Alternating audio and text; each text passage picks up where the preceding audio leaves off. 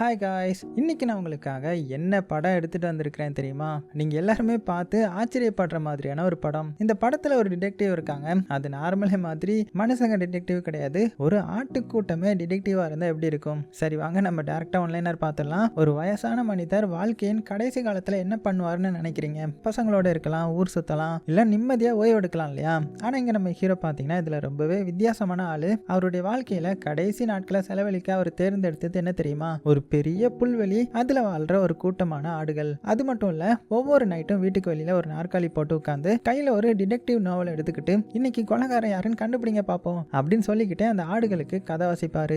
ஆச்சரியம் என்ன தெரியுமா? அந்த ஆடுகளும் அமைதியா உட்காந்து மனிதர்கள் மாதிரியே கவனமா கேட்கும். சில சமயம் நமக்கே டேய் இதுங்களுக்கு நிஜமாவே புரியுதா அப்படின்ற மாதிரியான சந்தேகம் வந்துடும். ஆனா இந்த அமைதியான வாழ்க்கை ரொம்ப நாள் நீடிக்கல. ஒரு நாள் எதிர்பார்க்கவே முடியாத ஒரு சம்பவம் நடக்குது. அதாவது நம்ம ஹீரோ திடீர்னு மர்மமான முறையில உயிரிழந்துட்டாரு. ஃபர்ஸ்ட் அந்த போலீஸ்காரங்களோ வயசானவர் தானே, ஸோ ஹார்ட் அட்டாக் வந்து இறந்துருப்பாரு அப்படின்னு நினைக்கிறாங்க. ஸோ கேஸ் வந்து ஆல்மோஸ்ட் க்ளோஸ் பண்ணிட தயாராகிறாங்க. ஆனா உண்மை அது கிடையாது. யாரோ ஒருத்தங்க நம்ம ஹீரோவை திட்டமிட்டு கொலை பண்ணியிருக்காங்க. ஸோ அது யாருன்றது யாருக்குமே தெரியாது. ஆனா ஒரே ஒரு கூட்டத்துக்கு மட்டும் தெரியும். அது யாருன்னா ஹீரோ வாழ்க்கை ஃபுல்லா நேசிச்சு வளர்த்த அந்த ஆடுகளுக்கு தான். ஸோ நம்ம ஓனருக்கு நியாயம் கிடைக்கணும், அவருக்கு நடந்தது ஆக்சிடென்ட் கிடையாது, நம்ம தான் உண்மையான கல்பிரிட்டா கண்டுபிடிக்கணும் அப்படின்னு முடிவு பண்ணி ஒவ்வொரு நாளும் நம்ம ஹீரோ படிச்சு காட்டிய அந்த டிடெக்டிவ் கதைகள்ல இருந்து கத்துக்கிட்ட இன்வெஸ்டிகேஷன் ஸ்கில்ல பயன்படுத்தி இந்த ஆடுகளே ஒரு டிடெக்டிவா மாறி செயல்பட ஆரம்பிக்குதுங்க. ஆனா ஒரு ஆட்டுக்கூட்டம் எப்படி கொலை கேஸை சால்வ் பண்ணும்? அதுவும் மனிதருக்கே புரியாத இந்த மர்மமான கொலையை எப்படி சால்வ் பண்ணுதுங்க அப்படின்ற கதையெல்லாம் ரொம்பவே சூப்பரா சொன்ன கதை தான் 2026 இப்போ ரிலீஸ் ஆன the chief detective. So welcome back to mister voice over. வாங்க இப்போ நம்ம படத்தோட கதைக்குள்ள போயிடலாம். படத்தோட ஓப்பனிங் சீன்லயே இங்கிலாந்துல இருக்கிற ஒரு அமைதியான கிராமத்தை தான் காட்டுறாங்க. சுத்தியுமே பாத்தீங்கன்னா பசுமையான புல்வெளியா இருக்குது இல்லையா? ஸோ பாக்குறதுக்கே அவ்வளவு அழகா இருக்குது. ஸோ வீட்டுக்கு வெளியில ஒரு மங்கலான விளக்கு, அதுக்கு கீழே நம்ம ஹீரோ வந்து ஒரு புத்தகத்தை கையில வச்சுட்டு உட்கார்ந்து இருக்கிறாரு. அவரை சுத்தி மனிதர்கள் கிடையாது, ஒரு பெரிய ஆட்டுக்கூட்டம். ஸோ அவங்களுக்கு முன்னாடி சிரிச்சுக்கிட்டே நம்ம ஹீரோ வந்து கதை படிக்க ஆரம்பிக்கிறாரு. ஸோ இவருடைய பேர் வந்து ஜார்ஜ். ஸோ வாழ்நாள் முழுக்க இந்த கிராமத்திலேயே வாழ்ந்த ஒரு சாதாரணமான இந்த சீப் ஃபார்மர். ஸோ மக்கள் கூட்டம் பிடிக்காது, ஊருக்குள்ள போறதும் ரொம்பவே ரேர் தான். அவருடைய உலகமே இந்த புல்வெளியும் இந்த ஆடுகளும் தான். ஸோ அதோட இன்னொரு விஷயம் என்னன்னா, அவருக்கு ரெபக்கான்ற மாதிரி ஒரு பொண்ணு இருக்காங்க. அவளை சின்ன வயசுல இருந்து வளர்க்க முடியாத மாதிரியான ஒரு சூழ்நிலை வந்துடுச்சு. அதனாலேயே இப்பவும் கூட அவளுக்கு அடிக்கடி கடிதம் எழுதி இங்க இருக்கிற ஒவ்வொரு நாளும் எப்படி போகுது, இவருடைய ஆடுகள் என்ன பண்ணுது அப்படின்னு எல்லாத்தையுமே ஷேர் பண்ணிப்பாரு. உண்மையை சொல்லணும்னா நம்ம ஹீரோவுக்கு ரெபக்காவை வளர்க்கணுன்ற ஆசை இல்லைன்னு கிடையாது. ஆனா ஹீரோடைய வாழ்க்கை தான் அவர் அப்படி வாழ விடல. அப்படியே கொஞ்சம் பின்னாடி போய் பார்த்தா ஹீரோ வந்து இள வயசுல இருக்கும்போதே அவருடைய மனைவி வந்து இறந்து போயிட்டாங்க. ஸோ அந்த நேரத்துல 2 சின்ன குழந்தைங்களை தனியா வளர்க்குற அளவுக்கு அவருக்கு வசதியும் கிடையாது, மனநிலையும் கிடையாது. அதனால ரொம்பவே கஷ்டப்பட்டு மனசை கல்லாக்கிட்டு தன்னுடைய 2 குழந்தைங்களையுமே வேற குடும்பத்துக்கு கொடுத்து வளர்க்க சொல்றாரு. ஆனா அதுக்காக ஒரு நாள் கூட அவங்கள மறந்ததே கிடையாது. அதனால தான் இப்போ கூட ரெபக்காவுக்கு அடிக்கடி கடிதம் எழுதிட்டு இருப்பாரு. ஸோ இன்னைக்கு லில்லி என்ன பண்ணிச்சு தெரியுமா? செபஸ்டின் இன்னைக்கு தனியா மலை மேலே ஏறி போய் உட்கார்ந்துருந்தான் அப்படின்னு தினமும் இந்த புல்வெளியில் நடக்கிற சின்ன சின்ன விஷயங்கள் எல்லாம் ஷேர் பண்ணிப்பாரு. ஸோ இப்படி நம்ம ஹீரோடைய இந்த உலகத்துல மனிதர்களை விட முக்கியமானவங்க யாருன்னு கேட்டா அது இந்த ஆடுகள் தான். அதுவும் ஒவ்வொரு ஆட்டுக்கும் ஒரு ஒரு தனித்தனி கேரக்டர் இருக்குது. ஸோ முதல்ல இருக்கிறது சார் ரைஃபிள். ஸோ அந்த ஆட்டை பார்த்தாலே ஒரு ராஜ குடும்பத்து ஆள் மாதிரி தெரியுது இல்லையா? ஸோ எப்போதுமே சீரியஸான ஃபேஸ், கம்பீரமான நட, நான் ஒரு சாதாரண ஆடு கிடையாதுடா அப்படின்ற மாதிரி ஒரு ஆட்டிடியூடு. ஸோ அந்த ஆட்டிடியூடோடய இந்த ஆடு வந்து சுத்தும். அதுக்கப்புறம் ஒரு ஃபீமேல் ஆடு. ஸோ அவங்களுக்கு பார்த்தீங்கன்னா தன்னை விட அழகான ஆடு இந்த உலகத்திலே இல்லைன்ற மாதிரி ஒரு நம்பிக்கை. ஸோ நடக்கிறதுமே மாடல் வாக் தான். மற்ற ஆடுகளை பார்த்து உங்களுக்கும் எனக்கும் ரொம்பவே டிஃப்ரெண்ட் இருக்குன்ற மாதிரியான ஒரு லுக் விடுவாங்க. ஸோ அடுத்தது பூ. பாவம் அதோடைய கண்ணை மூடுற அளவுக்கு முடி வளர்ந்துருக்கும், சரியா எதுவுமே தெரியாது, ஆனால் அதை பற்றி கவலையும் கிடையாது, எப்போவுமே சந்தோஷமான மூடில் தான் இருப்பாங்க.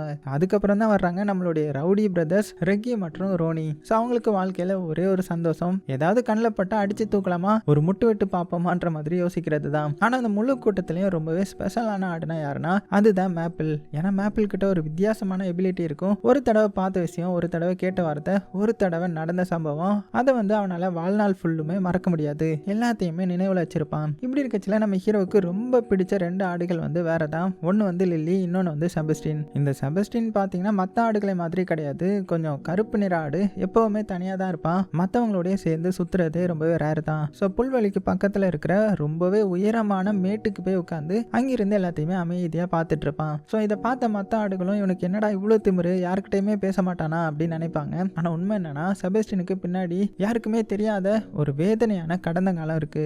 அது என்னன்றது பின்னாடி தெரிய வரும். இங்க நம்ம ஹீரோ மட்டும் பார்த்தீங்கன்னா எப்போதுமே ஒரு விஷயத்த மட்டும் தான் ரொம்பவே ஸ்ட்ராங்காக சொல்லுவாரு. இந்த உலகத்திலேயே ஸ்மார்ட்டஸ்டான ஆடுன்னு யாருன்னு கேட்டால் அது லில்லி தான். ஏன்னா லில்லி லில்லி வந்து சாதாரண ஆடு கிடையாது. ஒவ்வொரு நைட் வந்து நம்ம ஹீரோ இந்த டிடெக்டிவ் நாவல் படிக்கும்போது மற்ற ஆடுகள் பாதி தூக்கத்துல தான் கேட்டுட்டு இருக்கோம். ஆனா நம்ம லில்லி மட்டும் ஃபுல் கான்சென்ட்ரேஷன்ல கேட்பாங்க. ஸோ அது மட்டும் இல்ல, அந்த கதையை அனலைஸ் பண்ணுவாங்க, க்ளூவை வந்து கனெக்ட் பண்ணுவாங்க. அதுக்கப்புறம் எல்லாத்தையும் பார்த்து இல்ல கொலைகாரன் இவனா இருக்க முடியாது, நான் சொல்றேன் பாருங்க, இன்னும் ட்விஸ்ட் இருக்கு அப்படின்னு இந்த டிடெக்டிவ் மாதிரியே ப்ரிடிக்ட் பண்ண ஆரம்பிச்சிடுவா. ஸோ ஆச்சரியம் என்னன்னா, ஹீரோ படிக்கிற கதைகள்ல உண்மையான கல்பிரிட் யாருன்னு லில்லி வந்து கெஸ் பண்றது பெரும்பாலுமே கரெக்டாகவே இருக்கும். அதனாலேயே நம்ம ஹீரோவுக்கு லில்லி மேல தனி பாசம். இப்படி ஒவ்வொரு நைட்டும் கதையை படிச்சு முடிச்சுட்டு நம்ம ஹீரோ வந்து தூங்க போயிட்டுருவாரு. ஆனா உண்மையான ஃபன் அதுக்கப்புறம் தான் ஆரம்பிக்கும். அதாவது ஹீரோ தூங்கின உடனே எல்லா ஆடுகளும் நல்லா முழிச்சுக்கும். ஒருத்தன் வந்து நான் அப்பவே சொன்னல அந்த பட்லர் மேலதான் சந்தேகம் இருக்குன்ற மாதிரி பேசுவான். இன்னொருத்தன் டே இல்லடா போலீஸ் ஆஃபீஸர் தான் அந்த ரியல் கல்பிரிட் அப்படின்னு சண்டை போட்டுட்டு இருப்பாங்க. ஸோ அந்த நைட்டு ஃபுல்லுமே டிடெக்டிவ் டிஸ்கஷன் தான் ஓடிட்டு இருக்கும். ஆனா அந்த கூட்டத்தில் இருந்த ஒரே ஒரு ஆடை மட்டும் யாருமே அவங்களுடைய கூட்டத்தில் வந்து சேர்த்துக்க மாட்டாங்க. யாரும் அதுகிட்ட பேச மாட்டாங்க, யாரும் அது கூட படுக்க கூட மாட்டாங்க. அந்த குட்டி ஆட்டோடைய பேரு தான் வின்டர். வின்டர் வந்து ஒரு வித்தியாசமான ஆடு. ஏன்னா சாதாரணமான ஆடுகள் வந்து ஸ்ப்ரிங் சீசன்ல பிறக்கும். ஆனா இந்த வின்டர் ஆடு மட்டும் குளிர்காலத்துல பிறந்தது. அதனால இது நார்மல் ஆடு கிடையாது, இது ரொம்பவே ஸ்ட்ரேஞ்சுன்ற மாதிரி எல்லாருமே சந்தேக பார்வையிலே பார்ப்பாங்க. பாவம் இந்த வின்டர் கடுமையான இந்த குளிர்காலத்துல கூட பாத்தீங்கன்னா மற்ற ஆடுகளை வந்து அதோடைய இடத்துல தூங்குறதுக்கு கூட அனுமதிக்க மாட்டாங்க. அது மட்டும் தனியா வெளியில படுத்துட்டு வானத்தையே பார்த்துட்டு இருக்கும். இப்படி இருக்கச்சுல இந்த நைட் வந்து யாருமே எதிர்பார்க்காத ஒரு விஷயம் நடக்க போகுது. ஸோ அடுத்த நாள் காலையில அமைதியான ஒரு காலையை ஆரம்பிக்குது. பறவைகள் சத்தம், அந்த குளிர்ந்த காத்து அப்படின்னு எல்லாமே நார்மல் மாதிரி தான் இருக்கும். ஸோ லில்லியும் அந்த மேப்பிலும் பார்த்தீங்கன்னா வழக்கம் போல புல்வெளியை சுற்றி வராங்க. ஆனால் திடீர்னு அந்த லில்லி பார்த்தீங்கன்னா அப்படியே நின்றுடுறாங்க. மேப்பிலும் அதிர்ச்சியோட பார்க்குறான். என்னன்னா அவங்களுக்கு முன்னாடி புல்வெளி நடுவில் அப்படியே அசைவில்லாமல் படுத்து இருந்தது ஹீரோவுடைய அந்த உடம்பு. ஸோ அந்த மேப்பில் அதை பார்த்த உடனே புரிஞ்சுக்கிறான். ஸோ மெதுவாக நம்ம ஹீரோ கிட்ட போய் பார்க்குறான். சில நொடிகள் அப்படியே அமைதியாக இருக்காங்க. அதுக்கப்புறம் தலை குனிஞ்சிட்டு லில்லி அவருடைய இதே வந்து துடிக்கல, ஹீரோ வந்து நம்மளை விட்டு போயிட்டாரு அப்படின்னு சொல்ல. ஸோ லில்லிக்கு வந்து இதை ஏற்றுக்கவே முடியல. ஏன்னா ஆடுகளுடைய நம்பிக்கைப்படி யாராவது இறந்தா அவங்க வந்து வானத்தில் வந்து ஒரு மேகமாக மாறிடுவாங்க போல. அப்படி இருக்க நம்ம ஹீரோ ஏன் மேகமாக மாறல, ஏன் இப்படி அசையில்லாமல் அப்படியே படுத்திருக்கிறாரு அப்படின்னு லில்லியும் மற்ற ஆடுகள் மாதிரி அப்படியே குழம்பி போய் நிற்கிறாங்க. அப்போ தான் அந்த மேப்பிள் மெதுவாக முன்னாடி வரான். இந்த கூட்டத்திலேயே இயற்கையை வந்து உண்மையாக புரிஞ்சுக்கிட்ட ஒரு ஆடுனா அது இவன் தான். ஸோ அவன் அமைதியாக என்ன சொல்கிறான்னா, லில்லி இங்கே பாரு, மனிதர்கள் நம்மளே மாதிரி கிடையாது, நம்ம நம்புற மாதிரி அவங்க மேகமாக மாற மாட்டாங்க, அவங்க போயிட்டாங்கன்னா ஸோ அதுதான் முடிவு அப்படின்னு அந்த வார்த்தையை கேட்டதுமே லில்லிக்கு வந்து மனசே உடஞ்சு போயிருது. ஆனால் அதை விட ஆச்சரியமான ஒரு விஷயம் என்னன்னா, இந்த ஆடுகளுக்கு ஒரு வித்தியாசமான ஒரு இது இருக்குது. என்னன்னா அவங்க விரும்பினா தங்களுக்கு பிடிக்காத நினைவுகளை, வலிய, சோகத்தை எல்லாத்தையுமே மறந்துடலாம். ஒரு நிமிஷத்துக்கு முன்னாடி இருந்த வேதனையை அடுத்த நிமிடமே இல்லாத மாதிரி இந்த ஆடு மாறிடும். இது நடக்கவே இல்லைன்ற மாதிரி மனசுல இருந்து அழிச்சிட முடியும். ஸோ உண்மையை பார்த்தா இது வந்து ஒரு சூப்பர் பவர் மாதிரி தானே. நமக்கெல்லாம் அந்த மாதிரி ஒரு எபிலிட்டி இருந்தா ஜம்முன்னு இருக்கும். ஒரு நிமிஷத்துக்கு முன்னாடி ஏதாவது பிரச்சனை நடந்துச்சுன்னா அதை மறந்துடலாம்ல. ஆனால் இந்த பவர் ஒரே ஒரு ஆட்டுக்கு மட்டுமே கிடையாது, அது மேப்பிள் தான். ஸோ மேப்பிளால எதையுமே மறக்க முடியாது. ஒரு சந்தோஷம் நடந்தாலுமே, ஒரு காயம் ஏற்பட்டாலுமே, ஒரு இழப்பு வந்தாலுமே அது வாழ்நாள் முழுக்க அவனுடைய ஞாபகத்திலே இருக்கும். ஸோ அதனால சில சமயம் இது ஒரு பிளெஸிங் இல்லை, இது ஒரு சாபன்ற மாதிரி கூட அதுக்கு தோணும். இப்போ நம்ம ஹீரோ இறந்துட்டான்னு தெரிஞ்சதுமே மற்ற ஆடுகளுடைய ரியாக்ஷன் என்ன தெரியுமா, சரி மறந்துடலாம், ஹீரோவை நினைச்சா நமக்கு கஷ்டம் தான், இந்த வேதனையை நம்ம மனசுல இருந்து அழிச்சிடலான்ற மாதிரி யோசிக்க ஆரம்பிக்கிறாங்க. ஆனால் மேப்பிள் உடனே கோவப்பட்டு இல்லை நம்ம அப்படி பண்ணக்கூடாது, ஹீரோ நமக்காக என்னென்ன பண்ணான்றதை மறந்துட்டு நம்மளால எப்படி வாழ முடியும், அவர் நம்ம குடும்பம் மாதிரி, அவரை மறந்துடுறது அவரை 2வது தடவை கொல்ற மாதிரி. ஸோ நம்ம ஹீரோவை ஞாபகத்தில் வச்சுக்கணும் அப்படின்ற மாதிரி உறுதியாக சொல்ல, இந்த நேரத்தில் தான் கிராமத்தோடைய போலீஸ் அதிகாரி டிம் வந்து அந்த இடத்துக்கு வராரு. ஸோ டிம் வந்து ஒரு பெரிய டிடெக்டிவ் கிடையாது, அது போக இதே மாதிரி காம்ப்ளிகேட்டடான கேஸ் வந்து லைஃப்ல ஹேண்டில் பண்ணதும் கிடையாது. ஸோ ஹீரோடைய உடம்பே ஒரு தடவை பார்த்துட்டு வயசானவர் தானே, ஸோ ஹார்ட் அட்டாக் வந்து இறந்துருப்பாரு, ஸோ கேஸை க்ளோஸ் பண்ணிடலான்ற மாதிரி ஒரு முடிவுக்கு வர. ஸோ இப்படி இந்த டிம் வந்து கேஸை க்ளோஸ் பண்ண போற நேரத்தில் திடீர்னு அங்கே பார்த்தீங்கன்னா ஒரு புது முகம் வருது.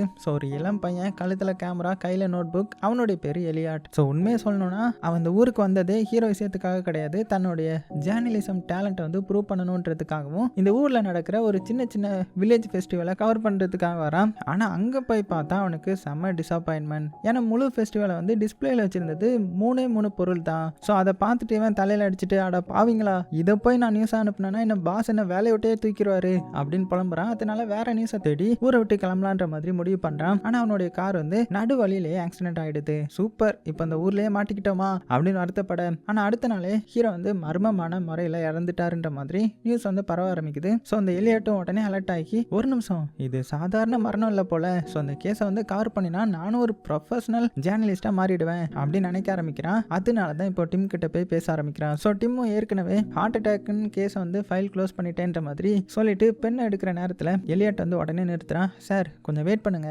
ஒரு தடவை வீட்டுக்குள்ள போய் செக் பண்ணலாமே, ஏன்னா இந்த டிடெக்டிவ் கதையிலலாம் ஃபர்ஸ்ட் இம்ப்ரெஷன் தான் பெரும்பாலும் தவறா இருக்கும் அப்படின்னு கன்வின்ஸ் பண்ண. ஸோ டிம்மும் சிரிச்சுட்டே சரின்னு சொல்லிட்டு ஹீரோட வீட்டு வீட்டுக்குள்ள போய் சர்ச் பண்ண ஆரம்பிக்கிறாங்க. அப்பதான் ஒரு ஷாக்கிங்கான ஒரு க்ளூ வந்து கிடைக்குது. அதாவது நம்ம ஹீரோ இறக்குறதுக்கு முன்னாடி அன்னைக்கு நைட் யாரோ ஒருத்தர் கூட சேர்ந்து ட்ரிங்க்ஸ் பண்ணியிருக்கிறாரு போல. அதுவும் அந்த கிளாஸ்ல பாய்சனுக்கான ட்ரேஸ் இருக்கிறது ஃபாரன்சிக் ரிப்போர்ட் வந்து கன்ஃபார்ம் பண்ணிடுது. ஸோ டிம் இதை பார்த்து ஷாக் ஆகி, ஓஹோ அப்படின்னா இது ஹார்ட் அட்டாக் கிடையாது, யாரோ ஹீரோவை திட்டமிட்டு கொலை பண்ணியிருக்காங்க அப்படின்னு சொல்ல, அதாவது இனிமேல் இது சாதாரண மரணம் கிடையாது இல்லையா, இது ஒரு திட்டமிட்ட கொலை. அதே நேரம் தூரத்தில் நின்று எல்லாத்தையுமே கேட்டுட்டு இருந்த இந்த லில்லிக்கும் பார்த்தீங்கன்னா ஒரு விஷயம் தெளிவாக புரிஞ்சிருது. அவ உடனே ஆடுகளை இருக்கிற இடத்துக்கு ஓடி வராங்க. ஸோ எல்லாருமே கேளுங்க, நம்ம ஹீரோ எத்தனை வருஷமா டிடெக்டிவ் நோவலை வந்து படிச்சு காட்டினாரு, நம்ம அந்த ஸ்டோரியில இருந்து எவ்வளோ கத்துக்கிட்டோம், இப்போ அந்த நாலேஜ் யூஸ் பண்ண வேண்டிய நேரம் வந்துடுச்சு. ஸோ ஹீரோக்கு வந்து நீதி கிடைக்கணும், அவரை கொலை பண்ணது யாருன்றதை நம்ம கண்டுபிடிக்கணும் அப்படின்னு ரொம்பவே உறுதியாக சொல்றாங்க. ஆனால் செபஸ்டின் மட்டும் அமைதியாக நின்றுட்டு இருக்கிறான். மெதுவாக என்ன சொல்றான்னா, லில்லி நம்ம வந்து ஆடுகள், நம்ம மனிதர்கள் கிடையாது, அந்த கொலை கேஸை சால்வ் பண்றது நம்மளால முடியுன்ற மாதிரி நீ நினைக்கிறியா அப்படின்னு கேட்கும்போது, ஆனால் லில்லி வந்து விடுற மாதிரி இல்லை. உடனே என்ன சொல்றாங்கன்னா, சரி நம்ம செய்யலைன்னா இதுக்கப்புறம் யார் செய்வாங்க, ஹீரோ நமக்காக தானே வாழ்நாள் ஃபுல்லா எல்லாமே பண்ணாரு, இப்போ அவருக்காக ஒரு விஷயம் கூட நம்ம செய்யக்கூடாதா, அதுவும் அந்த டிம்மை பார்த்தியா, கேஸை பார்த்துட்டு 2 நிமிஷத்துல ஹார்ட் அட்டாக்னு சொல்லிட்டு க்ளோஸ் பண்ண போயிட்டான், அவரை நம்பி இருந்தா ஹீரோக்கு வந்து நீதி கிடைக்காது, நம்ம தான் கண்டுபிடிக்கணும் அப்படின்ற மாதிரி சொல்ல, சொந்த வார்த்தைகள் செபஸ்டியனுடைய மனசுல நேரா போய் தாக்குது. ஸோ கொஞ்ச நேரம் அமைதியாக நின்னவன், சரி ஹீரோக்காக நானும் வரேன் அப்படின்னு சொல்ல, அதுக்கப்புறம் அங்கேயே பார்த்தீங்கன்னா அதிகாரப்பூர்வமாக உருவாகுது நம்ம chief detective team. So team leader வந்து நம்ம லில்லி, டிடெக்டிவான மைண்ட் அனலைஸ் பண்றது அப்படின்னு எல்லாமே அவளுடைய ஸ்பெஷாலிட்டி. மேப்பிள் வந்து வாக்கிங் மெமரி கார்டு, ஒரு தடவை பார்த்த விஷயத்த வாழ்க்கையில மறக்கவே மாட்டான். அடுத்தது செபஸ்டின், மனிதர்களை பத்தி அதிகமா தெரிஞ்ச ஒரே ஒரு ஆடுனா நம்ம செபஸ்டின் தான். ஸோ அவன் வெளி உலகம் பார்த்துருக்கிறான், மனிதர்கள் எப்படி வாழ்வாங்கன்றது அவனுக்கு தெரியும். இப்படி 3 பேரும் சேர்ந்து இன்வெஸ்டிகேஷனை ஆரம்பிக்கிறாங்க. ஆனா இப்பதான் அந்த படத்துல செம கியூட்டான ஒரு விஷயம் நடக்குது. அதாவது லில்லி மேப்பிள் 2 பேரும் முதல் தடவையா அவங்களுடைய புல்வெளியை விட்டு வெளியில வராங்க. அதாவது ரோடு மேல கால் வைக்க போறாங்க. ஆனா சிமெண்ட் ரோட பார்த்த உடனே அப்படியே ஃப்ரீஸ் ஆயிட்டாங்க. அந்த பேய் படத்துலலாம் பேயை பார்ப்போம் இல்லையா, ஸோ அதை மாதிரியே அப்படியே நின்னுட. ஏன்னா இந்த ஆடுகள் வந்து வாழ்க்கையில ஒரு தடவை கூட சிமெண்ட் ரோட் மேல நடந்ததே கிடையாது போல. செபஸ்டின் மட்டும் கூலா நிக்கிறான், இவ்வளவு தானா, இதுக்காக இப்படி பயப்படுறீங்க அப்படின்னு லுக்கு விட, அதே நேரத்தில் ஒரு கோழி வந்து பார்த்தீங்கன்னா ரொம்பவே கேஷுவலா ரோடை வந்து கிராஸ் பண்ணி போகுது. ஸோ லில்லி அதை பார்த்துட்டு, அட கோழிக்கே முடிஞ்சா நம்மளால முடியாதா அப்படின்னு மேப்பில் பார்க்க, ஸோ மேப்பிலும் சரி என்னமோ அப்படின்னு போலான்ற மாதிரி 2 பேரும் மெதுவாக ரோடில் கால் வைக்கிறாங்க. பயந்துக்கிட்டே அப்படியே நடந்துக்கிட்டே கடைசியாக ரோடையும் கிராஸ் பண்ணிட்டாங்க. ஸோ இந்த நேரத்தில் நம்ம லில்லி வந்து செம ஹாப்பியாக நம்மளால முடிஞ்சிருச்சு அப்படின்னு ஆல்மோஸ்ட் குதிக்க ஆரம்பிச்சிட்டான். அப்போ தான் நம்ம செபஸ்டின் வந்து அவங்களுக்கு மனிதர்களுடைய உலகத்தை பற்றி எக்ஸ்பிளைன் பண்ண ஆரம்பிக்கிறான். இந்த கட்டிடம் எல்லாம் ஒவ்வொன்றுத்துக்கும் ஒவ்வொரு பேர் இருக்குது. ஸோ மனிதர்கள் ரொம்பவே காம்ப்ளிகேட்டடான ஒரு ஸ்பீசிஸ், அவங்கள புரிஞ்சுக்கணும்னா பொறுமை வேணும் அப்படின்னு சொல்லிட்டே இருக்கேன். ஆனால் அந்த நேரத்தில் ஊருக்கு வெளியில இருந்து ஒரு 2 பொண்ணுங்க வந்து காரில் வந்து இறங்குறாங்க. ஸோ நம்ம லில்லியும் தூரத்தில் இருந்து பார்த்துட்டு, இவங்க யாரு, ஹீரோடைய மரணத்துக்கும் இவங்களுக்கும் ஏதாவது கனெக்ஷன் இருக்குமா அப்படின்னு யோசிக்க ஆரம்பிக்கிறான். ஸோ அவங்கள ஃபர்ஸ்ட் பொண்ணு வந்து ரெபேக்கா, அதாவது ஹீரோடைய சொந்த பொண்ணு. இன்னொருத்தர் ஹீரோடைய லாயர் லிடியா. ஸோ இவங்க 2 பேரும் இங்கே வந்திருக்கிறதுக்கு ஒரே ஒரு காரணம் தான், அதாவது நம்ம ஹீரோ சாகிறதுக்கு முன்னாடி யாருக்கு என்ன சொத்து கொடுக்கணுன்ற மாதிரி எழுதி வச்சிருந்த பத்திரத்தை படிக்க போறாங்க போல. ஆனா அந்த வில்ல படிக்க ஆரம்பிச்சதுமே அங்க இருந்த எல்லாத்துக்குமே பயங்கரமான ஷாக் ஆகுறாங்க. ஏன்னா ஹீரோ வந்து சாதாரண சீப் ஃபார்மர் கிடையாது, அவர் ஒரு காலத்துல இந்த ஆடுகளுக்கெல்லாம் வரக்கூடிய மிகப்பெரிய நோய்க்கு வந்து மருந்தே கண்டுபிடிச்சிருக்கிறாரு. அது மட்டும் இல்லாம அதுக்கு பேட்டன்ட் கூட வாங்கி வச்சிருக்கிறாரு. அதுக்கப்புறம் அதை ஒரு பெரிய பிசினஸ் மேன் கிட்டையும் வித்திருப்பார் போல. அதனால ஹீரோ கிட்ட இருந்த சொத்து மதிப்பு கிட்டத்தட்ட $30 மில்லியன், அதாவது 100 கோடிகளை தாண்டுற மாதிரியான சொத்து. அது கேட்ட உடனே லில்லியும் மேப்பிளும் பாத்தீங்கன்னா ஒருத்தருக்கு ஒருத்தர் பாத்துக்கிறாங்க. நம்மளுடைய ஓனர் அதான் ஹீரோ அவ்வளோ பணக்காரரா, ஆனா அவர் ஒருபோது நம்ம கிட்ட அதை பத்தி சொல்லவே இல்லையன்ற மாதிரி ஆச்சரியப்படுறாங்க. அதுக்கப்புறம் லிடியா வந்து மறுபடியும் வில்ல படிக்க ஆரம்பிக்கிறாங்க. ஹீரோடைய சொத்துல பாதி ரெபேக்காவுக்கு, மீதியில ஒரு பங்கு சவுத் ஆப்பிரிக்கால இருக்கிற பீட்டருக்கு அப்படின்ற மாதிரி வாசிக்க. ஆனா அதுக்கப்புறம் தான் இன்னொரு ஒரு பெரிய ட்விஸ்ட்டை வந்து போடுறாங்க. ஹீரோ வந்து இப்போ பார்த்துட்டு இருந்த அந்த ஃபார்ம் வந்து, அதான் அந்த முழு ஆட்டு கொட்டாயோடைய சேர்த்து அந்த புல்வெளி இருக்கு இல்லையா, அது போக அந்த $30 மில்லியன் மேலான கண்ட்ரோல் வந்து எல்லாமே ரெபேக்கா கிட்ட போகணுன்ற மாதிரி எழுதியிருக்கிறாரு. ஸோ இதை கேட்ட உடனே அங்க இருந்து எல்லாருமே குழம்பி போயிட்டாங்க. ஏன்னா அந்த வில்ல வந்து சில நாட்களுக்கு முன்னாடி தான் மாற்றப்பட்டிருக்கும். ஹீரோ ஏன் திடீர்னு அந்த வில்ல மாத்தினாரு, அவருக்கு ஏதாவது ஆபத்து வரப்போகுதுன்னு முன்னாடியே தெரிஞ்சிருந்தா மாத்திருப்பாரோ அப்படின்னு சந்தேகங்கள் வர ஆரம்பிக்குது. ஆனா ஹீரோ வந்து அதோட நிறுத்தல. என்னன்னா அந்த வில்லுல வந்து இன்னுமே சில வரிகள் இருந்துச்சு. ஸோ லிடியாவும் கொஞ்சம் தயக்கத்தோட அதை படிக்க ஆரம்பிக்கிறாங்க. இந்த கிராமத்துல கொஞ்சம் பேர் முட்டாள்கள், கொஞ்சம் பேர் மோசமான ஆடு மேய்ப்பவங்க, கொஞ்சம் பேர் இந்த வின்டர் ஆடுன்னு சொன்னோம் இல்லையா, அதே மாதிரி தனிமையில வாழ்பவங்க, அது போக இங்க 2 கொலைகாரங்களும் இருக்காங்க அப்படின்ற மாதிரி எழுதியிருக்க. ஸோ அந்த வரியை படிச்ச உடனே அந்த ரூம் ஃபுல்லுமே அப்படியே சைலண்ட் ஆயிட்டாங்க. நம்ம டிம்மும் பாத்தீங்கன்னா அப்படியே அதிர்ச்சியில எந்திரிச்சு நிக்கிறான். என்னது 2 கொலைகாரங்களான்ற மாதிரி எலியாட்டோடைய கண்ணும் பெருசாயிடுது. லில்லி மட்டும் மெதுவா என்ன சொல்றாங்கன்னா, ஹீரோ சாகிறதுக்கு முன்னாடியே ஏதோ வந்து தெரிஞ்சு வச்சிருக்கிறாரு போல, இது சாதாரணமான உயில் கிடையாது, இது நமக்காக விட்டுட்டு போன சொன்ன ஒரு க்ளூ அப்படின்னு இவங்க கெஸ் பண்ண இங்க இருந்த இந்த ஒரு வரி போதும் அங்க இருந்து எல்லாமே அப்படியே ரொம்பவே சஸ்பெக்டா மாறிட்டாங்க இல்லையா. ஸோ முதல்ல எல்லாருடைய பார்வையுமே நம்ம ரெபேக்கா மேல தான் போய் விழும். ஏன்னா இவங்க தான் ஹீரோடைய பொண்ணு, அதுவும் இத்தனை வருஷமா அப்பாவை வந்து நேரில் பார்த்ததே கிடையாது. இப்போ திடீர்னு அப்பா இறந்ததுமே ஊருக்கு வந்திருக்காங்கல்ல, அதனால அப்படியே சந்தேகத்திலே பார்க்குறாங்க. உடனே ரெபேக்கா என்ன சொல்றாங்கன்னா, நான் உண்மையாவே நான் சொல்லிடுறேன், இங்கே வந்ததுல இருந்து நான் அப்பாவை ஒரு தடவை கூட பார்க்கலதான், அவருடைய இந்த ஃபார்முக்கு நான் வந்தது கிடையாது, எதுவுமே எனக்கு தெரியாது, ஸோ அவரை பற்றி எனக்கு இதெல்லாம் தெரியவும் செய்யாதுன்ற மாதிரி தெளிவாக சொல்லிடுறாங்க. ஆனால் சந்தேகப்பட வேண்டிய ஆட்கள் இனிமே இருக்காங்கல்ல, அதில் முக்கியமாக ஒரு ஃபார்மர். ஸோ இவரும் இந்த ஆடு மேய்க்கிற ஒரு ஃபார்மர் தான் போல.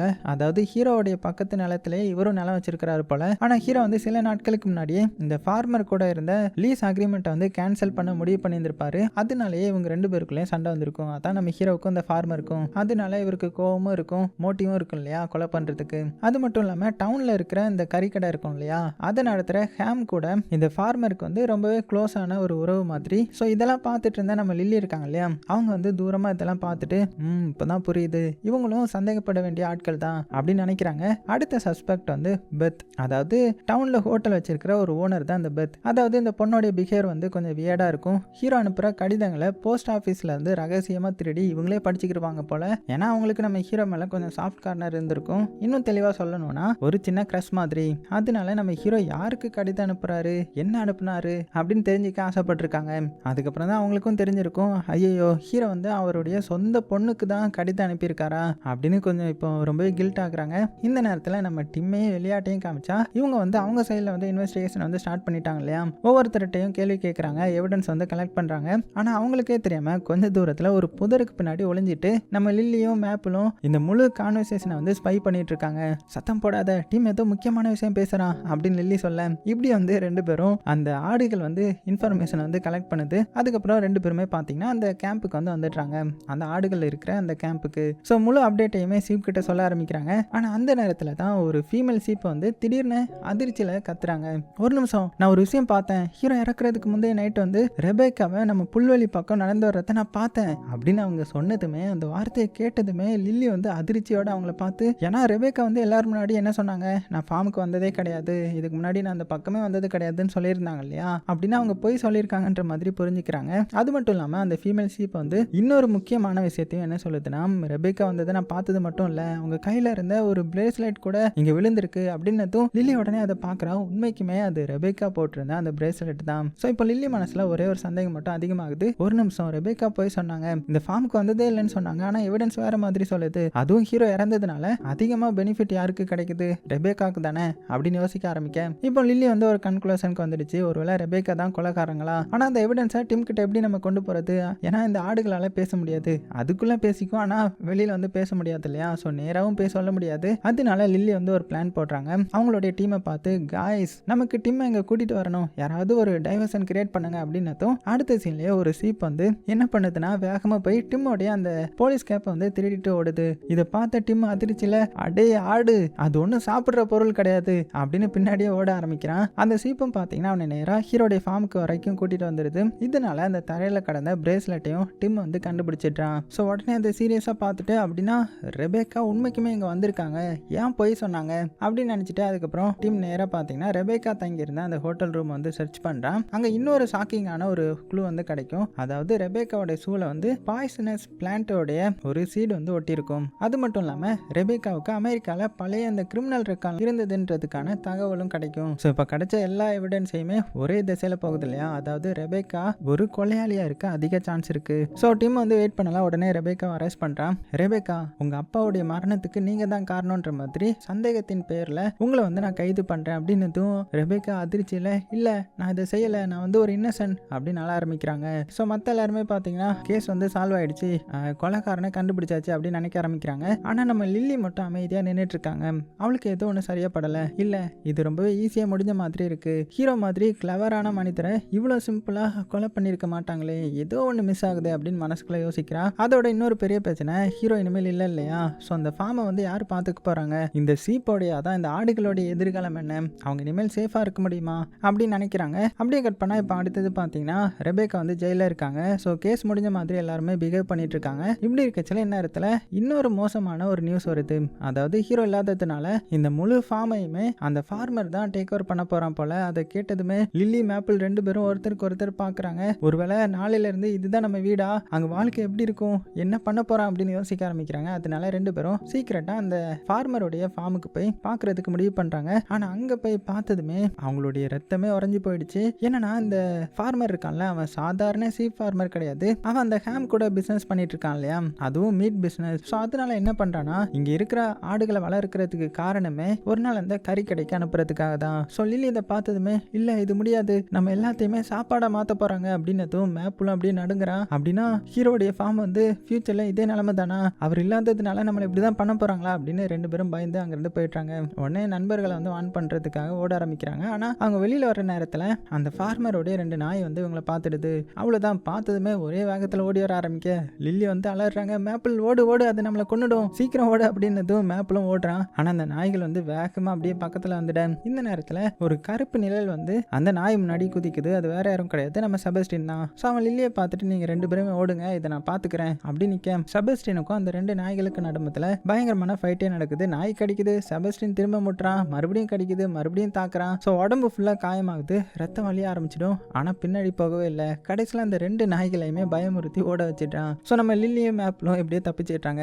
ஆனா அந்த செபஸ்டினுக்கு வந்து ரொம்பவே அடிபட்டிருக்கும் இல்லையா, அவனுடைய நிலைமை மோசமாயிடும். உடம்பு ஃபுல்லா காயம், ரத்தம் வர நிக்கவே இல்லை. சில நிமிஷங்கள் அவன் மெதுவா அப்படியே கீழே விழுறான். ஸோ லில்லியும் பதறி போய் அவன் கிட்ட ஓட, செபஸ்டின் எந்திரி, உனக்கு எதுவுமே ஆகாது, நான் ஆக விட மாட்டேன் அப்படின்னு சொல்ல. ஆனா பாத்தீங்கன்னா செபஸ்டின் வந்து அசையவே இல்லை. அப்படியே நம்ம ஹீரோ படுத்த மாதிரியே அமைதியா கிடக்குறான். ஸோ லில்லி கண்கள்ல கண்ணீரே வர ஆரம்பிக்குது.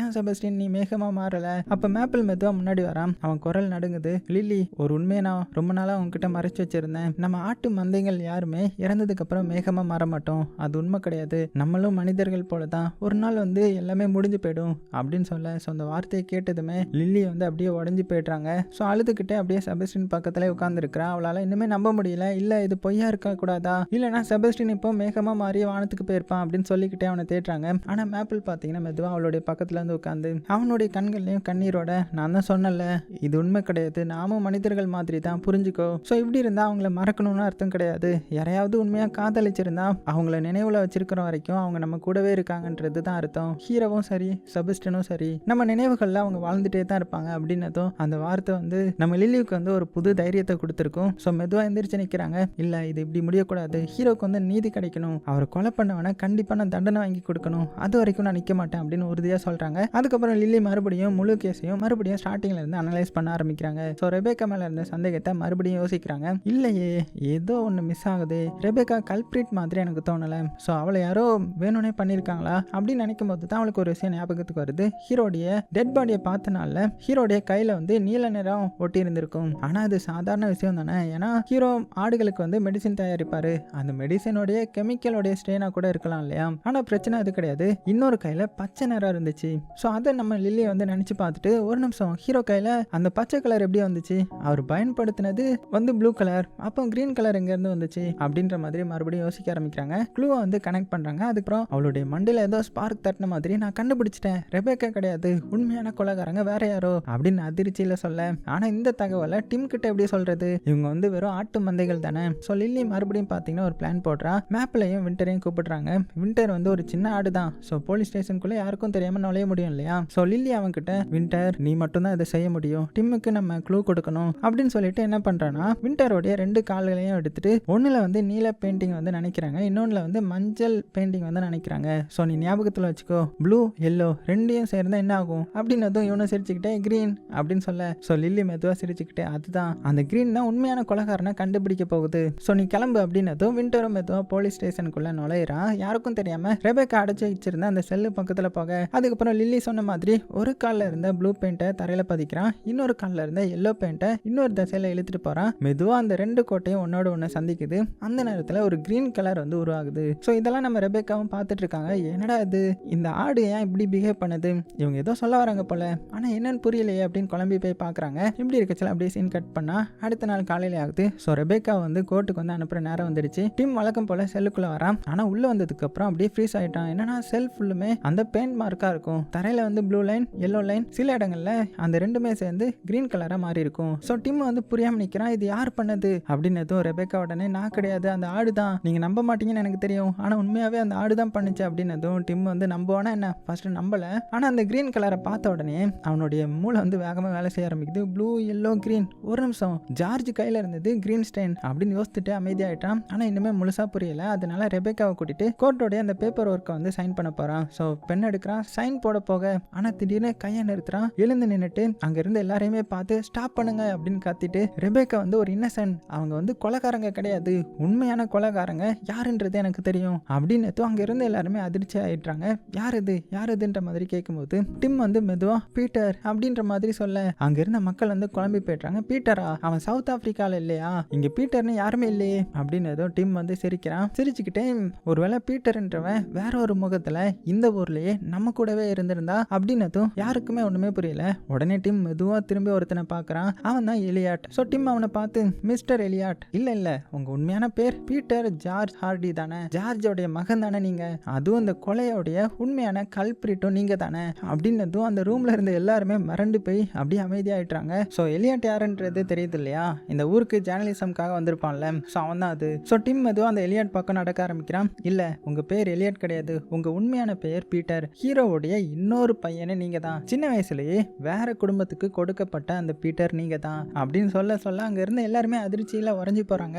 ரெபேக்காவும் பாத்தீங்கன்னா நம்ப முடியாம பாக்குறாங்க. டிம் மறுபடியும் என்ன சொல்றான்னா, ஒரு நாள் உங்க அப்பா கோடிக்கணக்கான பணம் சம்பாதிச்சிருக்காருன்றது உங்களுக்கு தெரிய வந்துச்சு. அதுவும் அந்த சொத்துக்கள்ல பெரும் பகுதி ரெபேக்காவுக்கு போக போதுன்றதும் தெரிஞ்சிருச்சு. ஸோ அந்த சமயத்துல தான் உங்களுடைய பேராசை வந்து வேலை செய்ய ஆரம்பிச்சிருச்சு. அதனால ஜேர்னலிஸ்ட் மாதிரி நடிச்சிட்டு இந்த ஊருக்கு வந்தீங்க. ஃபெஸ்டிவலை கவர் பண்ண வந்தேன், கார் ஆக்சிடென்ட் ஆயிடுச்சு, அதனால ஊர்லயே தங்கிட்டேன்ற மாதிரி பெரிய பெரிய கதையெல்லாம் உருவாக்குனீங்க இல்லையா அப்படின்னு சொல்ல இந்த எலியாட்டோடைய முகமே மாற ஆரம்பிக்குது. டிம் மறுபடியும் அந்த நைட் வந்து நீங்க ஹீரோவை சந்திச்சிங்க, அதான் உங்க அப்பாவை சந்திச்சிங்க. முதல் முறையா அப்பாவை பார்த்த மகன் மாதிரி அவர் கூட உட்காந்து ட்ரிங்க்ஸ் எல்லாம் பண்ணீங்க. ஆனா அந்த ட்ரிங்க்ஸ்ல பாய்சன் வந்து கலந்துருந்துச்சு அப்படின்னு சொல்ல அங்க இருந்த மக்கள் அதிர்ச்சியோடைய ஒருத்தருக்கு ஒருத்தர் பார்க்கிறாங்க. ஸோ டிம் மெதுவா ஹீரோடைய கடைசி நிமிஷத்தை எக்ஸ்பிளைன் பண்றான். ஹீரோடைய உடம்பு கொஞ்சம் ஸ்ட்ராங்கா இருந்ததுனால பாய்சன் குடிச்ச உடனே அவர் சாகல, அவர் போராடினாரு, தன்னை காப்பாத்திக்க முயற்சி பண்ணாரு. அந்த நேரத்துல அவர் கைக்கு கிடைச்சதை பிடிச்சாரு, அதுதான் உங்களுடைய தலைமுடி. ஸோ டிம் வந்து எலியாட்டோடைய மஞ்சள் நிற அந்த தலைமுடியை காமிக்கிறான். ஸோ ஹீரோ கையில இருந்த அந்த ப்ளூ ஸ்டெயின் வந்து உங்க